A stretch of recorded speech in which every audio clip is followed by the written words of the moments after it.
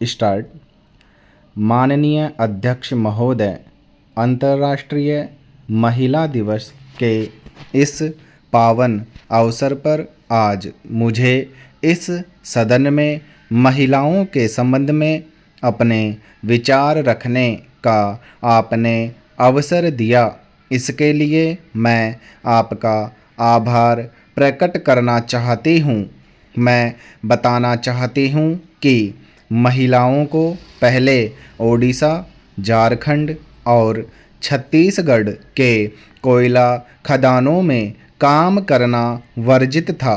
हमारी सरकार ने पूरी तरह से इस समस्या से वहाँ की महिलाओं को मुक्ति दिलाने का काम किया है। सरकार ने इसका समाधान निकाला और खदानों में महिलाओं को काम करने की छूट मिली। आज हमारे देश की बेटियां शायद ही कोई ऐसा क्षेत्र होगा जहां वे काम नहीं कर सकती हैं। आज भारत की बेटियां लड़ाकू हवाई जहाज़ चलाती हैं, ट्रक चलाती हैं, बस चलाती हैं और ऐसे कई कार्य जो कल तक केवल पुरुष प्रधान माने जाते थे और जिनको केवल पुरुष ही कर सकते थे, वे सभी काम आज बेटियां कर रही हैं।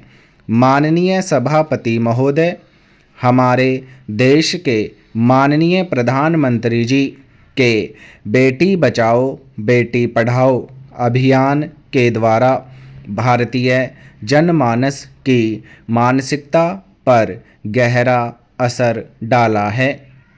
भारत की बेटी उन क्षेत्रों में भी काम कर पा रही है जहां उसका काम कर पाना पहले असंभव जैसा लगता था।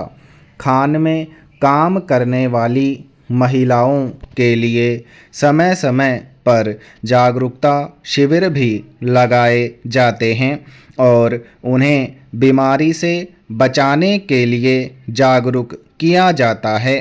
हमारे देश की सरकार ने वर्ष 2014 से आज तक जितना महिलाओं के विकास के लिए किया है, उतना किसी सरकार ने कभी नहीं किया।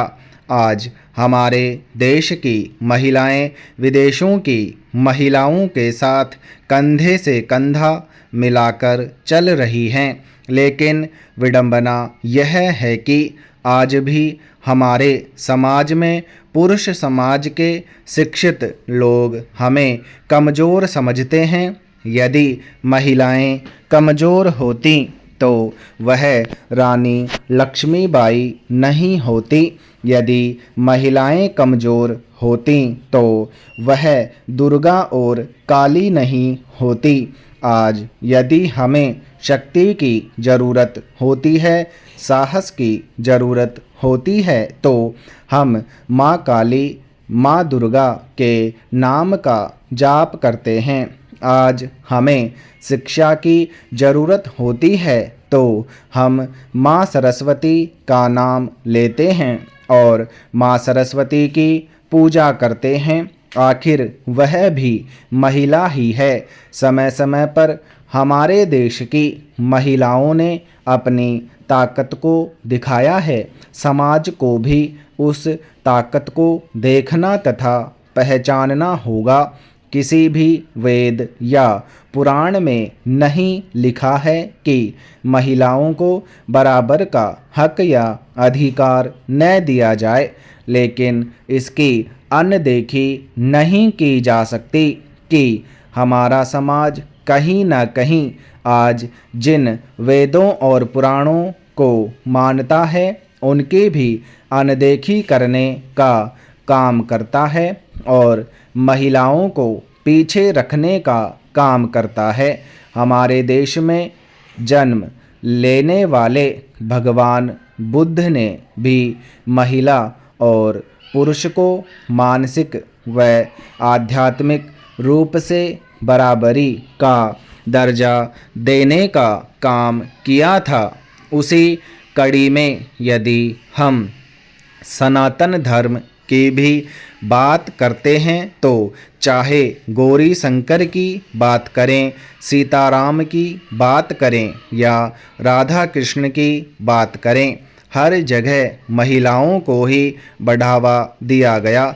लेकिन दुख की बात यह है कि आज भी हमारे देश के कई हिस्सों में इस बात को स्वीकार नहीं किया गया है। माननीय अधिष्ठाता महोदया, लोग कहते हैं कि महिलाएं कमज़ोर होती हैं।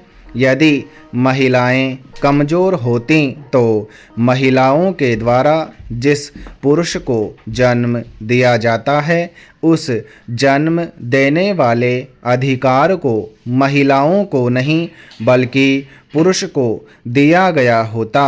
आज महिलाएं एक माता हैं और उसी माता को कमज़ोर का दर्जा देने का प्रयास किया जा रहा है। बेटियों को पढ़ाने के लिए रोका जाता है। आज हमारी सरकार द्वारा चाहे उत्तर प्रदेश की बात की जाए, चाहे भारत के किसी अन्य प्रदेश की बात की जाए, हर जगह महिलाओं को आगे बढ़ाने का कार्य किया जा रहा है।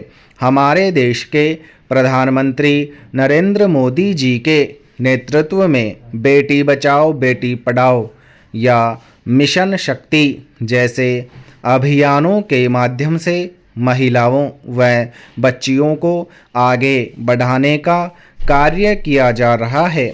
यदि हम महिलाओं के मान सम्मान की बात करें तो स्वच्छ भारत अभियान के तहत इज्जत घर देने का जो काम किया गया है वह भी हमारी केंद्र सरकार ने ही किया है। इस बात को लेकर पूर्व में चाहे कितने ही दावे क्यों न किए गए हों, लेकिन महिलाओं को वास्तविक सम्मान हमारी सरकार ने ही दिया है।